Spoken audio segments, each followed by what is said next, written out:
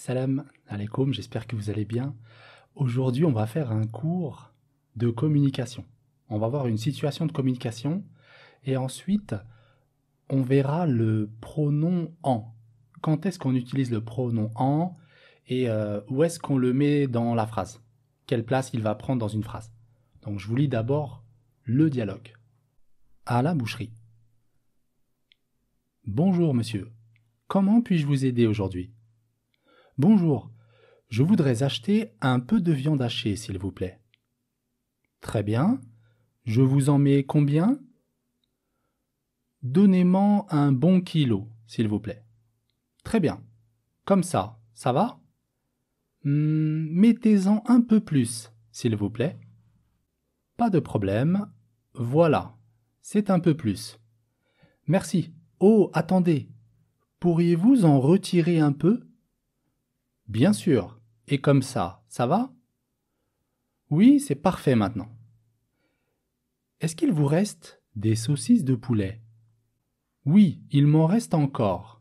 Vous en voulez combien? Je vais en prendre un demi-kilo, s'il vous plaît. Très bien. Il me reste aussi des côtelettes d'agneau, si vous voulez. D'accord. Je vais en prendre 4, s'il vous plaît. Parfait. Voilà vos côtelettes. Vous désirez autre chose? Non, c'est tout pour aujourd'hui. Merci. Voilà votre commande, en vous souhaitant une bonne journée. Merci beaucoup. Au revoir. Au revoir, monsieur, et à bientôt. Voilà, alors comme vous avez pu le remarquer, dans ce texte, j'ai beaucoup utilisé le pronom en. Par exemple, on a très bien, je vous en mets combien? Je vous en mets combien? Donnez-moi un bon kilo. On a aussi mettez-en un peu plus. Pourriez-vous en retirer un peu? Voilà, etc. J'ai beaucoup utilisé le pronom en. Donc maintenant, on va voir un petit peu différentes situations où on va utiliser le pronom en. Voilà, la première situation où on va utiliser le pronom en, c'est quand on a un COD indéfini avec un article indéfini ou partitif. Si j'ai un COD, un complément d'objet direct, qui commence par un article indéfini, c'est-à-dire un, une ou des, les articles indéfinis, ou bien un article partitif. Les articles partitifs, c'est du, de la ou de l'apostrophe. Donc si j'ai un COD qui commence par un article indéfini ou un article partitif, je peux le remplacer par en. Et on peut aussi ajouter la quantité. Alors regardez, on va voir 3 exemples. Premier exemple. Ali achète souvent des biscuits? Voilà, on pose la question. Ali achète souvent des biscuits? Oui, il en achète souvent. Ici, le en remplace des biscuits. Est-ce que Ali achète souvent des biscuits? On voit que ça commence par des, un article indéfini. Oui, il en achète souvent. Et ici, on ajoute la quantité. On peut ajouter la quantité. Un deuxième exemple. Vous avez pris un rendez-vous? Vous avez pris un rendez-vous? Oui, j'en ai pris un. Oui, j'en ai pris un. Ici, le en remplace un rendez-vous et on ajoute la quantité. J'en ai pris un, j'en ai pris deux, j'en ai pris trois, etc. Ici, j'en ai pris un. Et dernier exemple, vous buvez du café? Non merci, je n'en prendrai pas. Non merci, je n'en prendrai pas, c'est-à-dire je ne prendrai pas de café. Et ici, du café, c'est l'article partitif. Donc on voit ici les COD, soit ils commencent par article indéfini, un, une ou des. Ici on a 2 articles indéfinis. Et ici on a l'article partitif, vous buvez du café. Vous savez, l'article partitif, c'est-à-dire qu'on ne connaît pas la quantité. C'est une partie de quelque chose. Là, quand on dit vous buvez du café, on ne sait pas combien de café. C'est pour ça qu'on utilise l'article partitif. Donc, quand ça commence par l'article indéfini ou l'article partitif, on utilise le pronom en. Voilà, ça c'est la première chose. Deuxième cas où on va utiliser le pronom en, c'est pour un complément d'objet indirect, un COI inanimé. On ne parle pas des personnes ici. Inanimé, on parle des objets, on parle de quelque chose. Et avec la préposition de, on utilise la préposition de. Par exemple, tu te souviens de notre école en France? Tu te souviens de notre école? Réponse, tu parles si je m'en souviens. Tu parles si je m'en souviens. Là ici, quand on dit tu parles, c'est comme si je disais bien sûr que je m'en souviens. Tu parles si je m'en souviens. Donc ici, tu parles si je m'en souviens.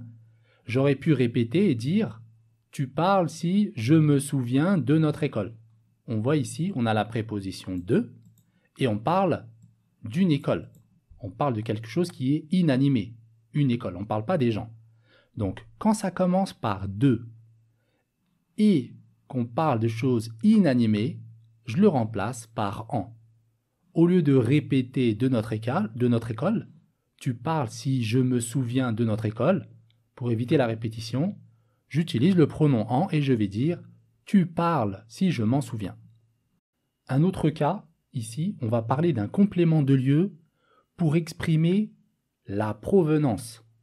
La provenance, c'est-à-dire d'où je viens, la provenance. La destination, c'est là où je vais. La provenance, c'est d'où je viens. Donc, quand on va parler d'un complément de lieu pour exprimer la provenance, c'est-à-dire d'où on vient, on peut remplacer ce complément par en. Regardez un exemple. Vous arrivez quand à Tanger? Vous arrivez quand à Tanger, la ville de Tanger? Vous arrivez quand à Tanger? J'arrive à 15h et j'en repars le lendemain. Et j'en repars le lendemain. Donc ma provenance, c'est-à-dire je repars de Tanger. Je repars de Tanger le lendemain. Je repars de Tanger. Donc la provenance, c'est-à-dire d'où je viens, je repars de Tanger. Et on a donc la préposition de ici. Je repars de Tanger. Et de Tanger, je peux le remplacer par en. J'en repars le lendemain. Un autre cas où on va utiliser le pronom en, c'est pour un complément de nom. Pour remplacer un complément de nom ou un complément de l'adjectif. Par exemple, ils sont contents de leur travail au Japon. Est-ce qu'ils sont contents de leur travail au Japon? La réponse, oui, ils en sont très contents. Ils en sont très contents. On aurait pu dire, ils sont très contents de leur travail. Ils en sont très contents. Donc pour éviter de répéter de leur travail, je vais dire, ils en sont très contents. Content, c'est un adjectif, et de leur travail, c'est le complément de l'adjectif content. Donc là, ici, le en remplace un complément d'adjectif. Un autre exemple. Fatima m'a parlé de sa dispute avec Naïma. En voici sa version. En voici sa version. Au lieu de dire voici sa version de sa dispute. Au lieu de répéter de sa dispute, je vais dire en voici sa version. Et le en remplace de sa dispute. Sa version, une version, ici version, c'est un nom. Et sa version de sa dispute, c'est un complément du nom version. Donc ici, le en remplace un complément du nom. Donc soit il va remplacer complément de l'adjectif, ou bien le en peut remplacer un complément de nom. Le pronom en peut aussi remplacer des propositions ou des infinitifs.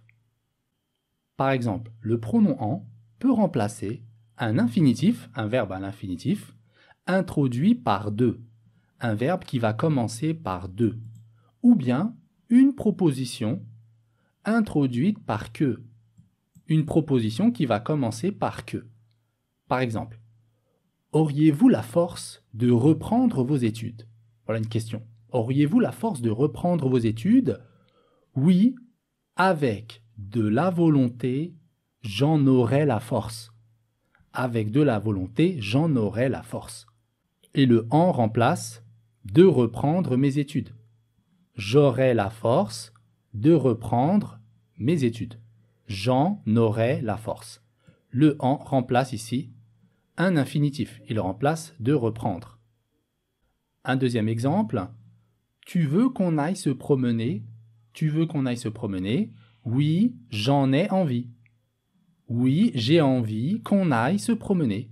Oui, j'en ai envie. Le en remplace ici une proposition qui commence par que. Oui, j'ai envie qu'on aille se promener. Alors ici, une petite remarque. Tu veux qu'on aille avec le verbe vouloir et que, tu veux que, derrière, on a le verbe conjugué au subjonctif. Là, on a le verbe aller conjugué au subjonctif. Tu veux qu'on aille.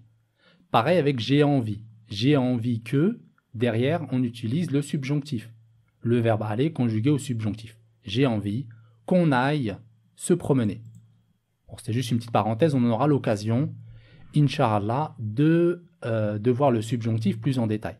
Là, c'était juste une petite parenthèse. Alors, attention avec être obligé, être contraint et être forcé. Avec ces locutions verbales, on n'utilise pas en. On ne va pas utiliser en, on va utiliser y. On va utiliser le pronom y. Par exemple, tu es obligé de venir avec moi? Oui, j'y suis obligé. Oui, je suis obligé de venir avec toi. On voit bien qu'ici, on a de venir.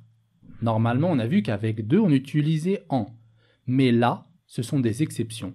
Avec obligé de, contraint de, forcé de, on n'utilise pas en, on utilise y. Donc, je vais dire oui, j'y suis obligé. Alors, voilà pour les différentes situations où on va utiliser le pronom en. Maintenant, on va faire un petit rappel sur la place du pronom. À quel endroit? Où est-ce que je vais mettre le pronom en? Alors, on commence avec la première chose, le pronom, en règle générale. Comme tous les pronoms, on les met devant le verbe. Ça, c'est la règle générale. Le pronom, on le met devant le verbe. Donc ici, devant le verbe conjugué, j'en veux un bon morceau. J'en veux, on a le pronom devant le verbe vouloir. On met le pronom devant le verbe. On peut mettre aussi le pronom après le verbe. On le met après le verbe au mode impératif. À l'impératif affirmatif. Ce n'est pas une phrase négative, c'est une phrase affirmative. Donc dans ce cas, le pronom se met après le verbe. Regardez un exemple. Mettez-en un peu plus. Mettez-en. On a le verbe mettre ici, à l'impératif. C'est comme si on donnait un ordre, comme si on voulait donner un conseil. Mettez-en un peu plus. On a le verbe mettre et juste après, on a le pronom en. Là, dans ce cas, on a mis le pronom après le verbe. D'ailleurs, c'est le seul cas où on a le pronom après le verbe. Quand on parle de l'impératif affirmatif. Impératif affirmatif, on met le pronom après le verbe. Impératif avec l'impératif négatif cette fois-ci, avec négatif, une négation, le pronom ne se met pas après le verbe, il se met devant le verbe. N'en mettez pas plus. N'en mettez pas plus. Là, on a le pronom qui est devant le verbe mettre. Mettez-en un peu plus, le pronom après. N'en mettez pas plus, le pronom est devant. Pour bien voir la différence entre les deux. Donc l'impératif négatif, le pronom se met devant le verbe. L'impératif affirmatif, le pronom se met après le verbe. On a aussi un autre cas où on a un verbe à l'infinitif. Donc quand on a un verbe à l'infinitif, le pronom va se mettre devant le verbe à l'infinitif. Je vais en prendre un demi-kilo. Je vais en prendre. On a le pronom en ici. Ici, on a le verbe aller au présent. Et on a le verbe prendre à l'infinitif. Et le pronom en, je le mets devant le verbe à l'infinitif. Je vais en prendre. Je ne vais pas le mettre ici. Je ne vais pas dire je en vais prendre. Non, je vais dire je vais en prendre un demi-kilo. Dernière chose, si on a deux pronoms. Si on a deux pronoms avec en. Eh bien, si j'ai deux pronoms avec en, le pronom en est toujours à la deuxième position. On le met toujours en deuxième position. Par exemple, je vous en mets combien? Je, là on a le sujet. Vous, là on a un pronom complément. Et en, pronom complément. On a deux pronoms. Je vous en mets combien? Donc on voit bien que le en ici est à la deuxième position. Un autre exemple. Donnez-moi un bon kilo. Donnez-moi. M apostrophe ici pour moi. Donnez-moi. C'est un pronom. Le en, je le mets en deuxième position. J'ai M, moi, et après j'ai en. Deuxième position. Donnez-moi un bon kilo. Et un dernier exemple. Il y en a trop. Il y en a trop. Là, on a le pronom Y. Et on a le pronom en. On voit que à chaque fois, on a mis le pronom en deuxième position. Voilà, j'ai terminé avec ce cours en communication, avec des situations réelles. Là, on était à la boucherie. La prochaine fois, Inch'Allah, on verra d'autres situations réelles, des situations du quotidien. Et ça nous donnera aussi l'occasion de voir d'autres règles de grammaire. Merci, à la prochaine, Inch'Allah.